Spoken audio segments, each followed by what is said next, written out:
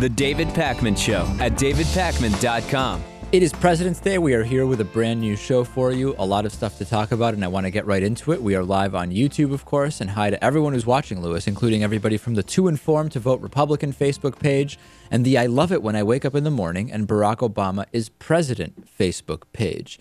Janae McFarlane is dead. She was an 18-year-old Chicago woman.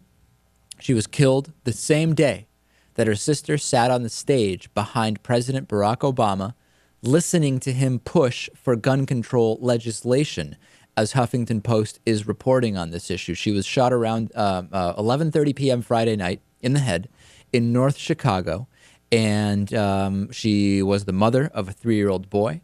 She was in the Chicago suburb visiting friends and family. The bullet was reportedly meant for someone else. Now, right away, we start hearing talk from permissive gun law advocates about how, look at Chicago, very strict gun laws, tons of gun violence, period. And no real discussion about the reality of the situation and the fact that Chicago does not exist in a vacuum. And I think there is no better time than this to finally dig a little deeper into the Chicago gun law situation, Lewis, because as you know, if you can't get a gun in Chicago, what do? Well, you can drive 35 minutes outside of Chicago and cross into Indiana. We should definitely look at what the gun laws are there. You can drive, I don't know if it's 45 or 60 minutes north of Chicago and drive into Wisconsin. We should definitely look at what the gun laws are there, and then look at whether, even if you don't drive there, you could just buy a gun illegally in Chicago, which was very easily obtained from either of those states if they have permissive gun laws. Let's take a look and see what gun laws they do have. Natan, if we can get a look at that image. Why so much gun violence in Chicago with strict gun laws? Well, what happens if you drive south to Indiana, right? You go south to Indiana, you need to get a gun. Chicago gun laws are tough. Do you need a state permit to own a gun in Indiana, even though you do need a state permit in Illinois? No, you don't. And you don't need a state permit to get a gun. Well, okay, once you get the gun, do you need to register it in Indiana? No, you don't. And then, okay, fine. Do you at least need to have a license to have the gun if you go to Indiana? No, you don't. No, you don't. Now, okay, let's say, well, maybe not Indiana. What about Wisconsin? If you drive an hour north out of Chicago and you go to Wisconsin, do you need a state permit there? No, you don't. Is there mandatory gun registration in Wisconsin? Nope.